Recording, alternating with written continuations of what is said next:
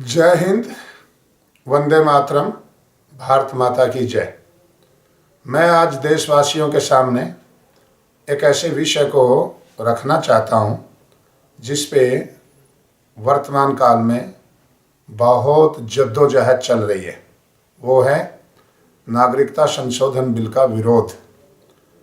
कुछ मुसलमान इस देश में कह रहे हैं कि बाहर से आए हुए शरणार्थियों को, जो बाहर से सताए हुए शरणार्थी हैं, उनको क्यों नागरिकता दी जाए और शरणार्थियों को यहाँ क्यों बसाया जाए। पर ये नहीं समझते, शरणार्थियों को बसाना, नागरिकता देना, ये तो भारत की प्राचीन संस्कृति रही है।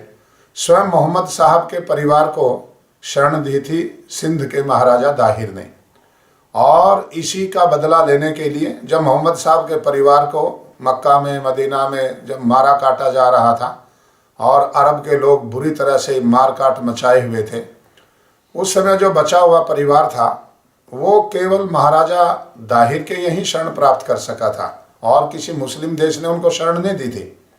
उसका बदला बगदाद के खलीफा ने मीर कासिम को भेज करके और सिंध को तहस नहस करवा करके लिया। मैं पीछे लखनऊ गया, शिया धर्म गुरुओं के सबसे बड़े धर्म गुरु के पास। उन्होंने सिर पर काली पगड़ी पहनी हुई थी। मैंने उनसे पूछा कि कुछ शिया लोग सिर पे सफ़ेद पगड़ी बांधते हैं, कुछ काली बांधते हैं, इसका क्या कारण है। उन्होंने कहा जो मोहम्मद साहब के परिवार से हैं वो तो काली पगड़ी पहनते हैं और जो आम मुसलमान है, शिया है, वो सफ़ेद बांधता है। इसका मतलब क्या हुआ, मोहम्मद साहब के परिवार के लोगों के वंशजों के सबको शरण भारत ने दी, और यही लोग आज ये विरोध कर रहे हैं कि बाहर से शरण प्राप्त किए हुए हिंदुओं को यहाँ की नागरिकता क्यों दें। ये एक देश के साथ में, भारत के साथ में एक भद्दा मजाक है। मैं दो बातें और कहना चाहता हूँ। इस्लाम इस देश में किराए की विचारधारा है। इस्लाम इस देश में पैदा नहीं हुआ। इस्लाम का इस देश ने सम्मान किया, ये इस देश की महानता है। ईसाईयत इस देश में पैदा नहीं हुई, फिर भी ईसाईयत यहाँ पर सम्मान प्राप्त कर रही है, ये इस देश की महानता है। ये हमारी प्राचीन संस्कृति की महानता है कि सबका सम्मान। और फिर भी ये लोग यदि यहीं के इस देश की प्राचीन संस्कृति को मानने वाले लोगों के प्रति ऐसा द्वेष और ऐसा विद्वेष फैलाएंगे तो ये कहाँ मुँह दिखाएंगे संसार में जा कर के। ये सेकुलर शब्द घड़ करके रखते हैं। कौन सेकुलर है? हिंदू से बड़ा सेकुलर कौन है? कुरान केवल मुसलमान के लिए है, बाइबल केवल ईसाइयों के लिए है, यहूदियों की पुस्तक यहूदियों के लिए है, पर वेद तो सारे संसार के लिए है। वेद में न व्यक्ति का नाम है, न धर्म का, न जाति का, न स्थान, न कोई देश। वेद कहता है मनोर्भव, मनुष्य बनो। पर मैं एक बात आज भारत सरकार से यहाँ प्रार्थना करने लगा हूँ। ये जो नागरिकता का बिल लाए हैं, संशोधन लाए हैं, एक संशोधन हम चाहते हैं, समस्त वैदिक धर्मी लोग, समस्त भारत की सनातन परंपरा के, सत्य सनातन वैदिक धर्म के लोग, एक संशोधन और लाया जाना चाहिए। वो संशोधन ये है कि अभी तो जो बाहर के पाकिस्तान के, रूस, आज के बांग्लादेश के और अफगानिस्तान के जो लोग हैं, हिंदू हैं, सिख हैं, ईसाई हैं, पारसी हैं, जैन हैं, वो सताए हुए लोग यहाँ भारत में आते हैं तो उनको नागरिकता मिलती है।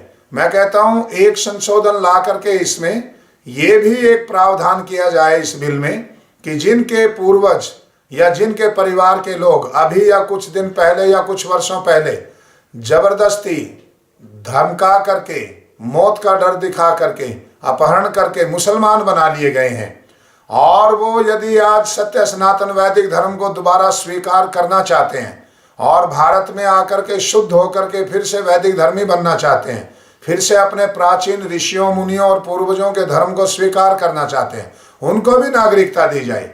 यदि ऐसा प्रावधान कर देंगे तो जबरदस्ती, बलपूर्वक, तलवार के जोर जबरदस्त पे, या कोई बहला करके या अपहरण करके या डरा धमका करके या मौत का डर दिखा करके जिन लोगों को बलात् मुस्लिम बनाया गया है, मुसलमान बनाया गया है, उन सब लोगों को यदि भारत सरकार ये कहेगी कि यदि आप वापस अपने प्राचीन सत्य सनातन वैदिक धर्म में आना चाहते हैं, तो यदि ऐसा प्रावधान कर देंगे तो जो लोग जबरदस्ती अपहरण किया गया लड़कियों का, स्त्रियों का, पुरुषों का, बच्चों का, तो यदि वो दोबारा वैदिक धर्म में, प्राचीन अपने सत्य सनातन वैदिक धर्म में आना चाहते हैं तो उनको भी नागरिकता प्रदान की जाए।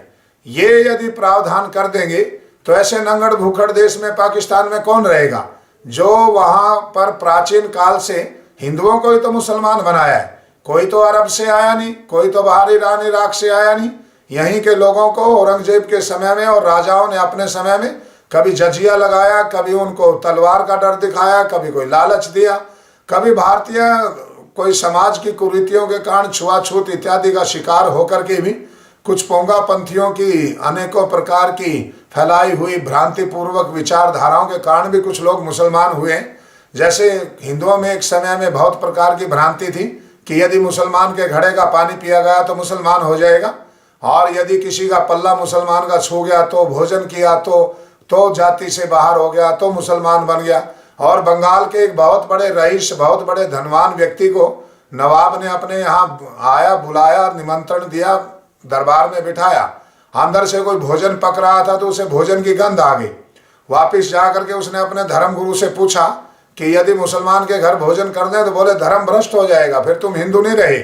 उसने बोला यदि भोजन की सुगंध ले ले तो, उसने कहा आधा भोजन तो नाक में चला ही गया, तुम फिर भी मुसलमान हो गए, फिर भी हिंदू नहीं रहे। इस प्रकार की वाहियात विचारधाराएं बीच में धार्मिक लोगों ने फैलाई, उसके कारण ये सब लोग मुसलमान बन गए। मैं कहता हूँ भारत सरकार से फिर हम वैदिक धर्मी लोग, सत्य सनातन वैदिक धर्म को मानने वाले लोग, महर्षि दयानंद जी महाराज के, स्वामी श्रद्धानंद जी महाराज के अनुयायी लोग, हम ये प्रार्थना करते हैं, ये अनुरोध करते हैं भारत सरकार से कि एक ऐसा अमेंडमेंट और करें इस बिल में कि जो भी पुनः अपने पाकिस्तान से, अफगानिस्तान से और बांग्लादेश से जो भी आकर के पुनः अपने वैदिक धर्म में, सत्य सनातन वैदिक धर्म को स्वीकार करना चाहता है, उसको भी नागरिकता दी जाए, उसका भी यहाँ सम्मान किया जाए, उसे भी भारतीय नागरिक की तरह माना जाए। और यदि आप सब लोग इस बात से सहमत हैं तो मेरी इस वीडियो को, मेरी इस बात को भारत के हर एक नागरिक तक पहुँचाएं, और कमेंट बॉक्स में जा करके भी आप अपना मत व्यक्त कर सकते हैं। आप यदि इस बात के विरोध में हैं तो विरोध जता सकते हैं, आप इस बात के पक्ष में हैं तो अपने पक्ष में बात कह सकते हैं।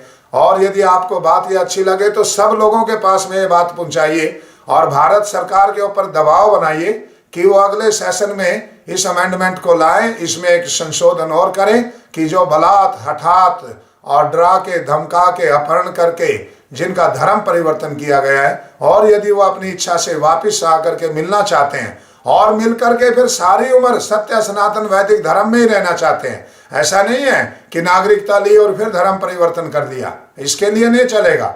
वो सारी आयु भर के लिए ये प्रतिज्ञा करते हैं, ये एफिडेविट देते हैं कि हमें बलात्, हमें हठात, हमें मौत का डर दिखा करके और हमें ऐसा किया गया था, और हम सदा सदा के लिए अपने प्राचीन ऋषि मुनियों के, राम और कृष्ण के, हमारे पूर्वजों के धर्म को स्वीकार करना चाहते हैं तो उनको नागरिकता प्रदान की जाए। फिर मैं कहूँगा जय हिंद, जय भारत, वंदे मातरम, भारत माता की जय, सत्य सनातन वैदिक धर्म की जय।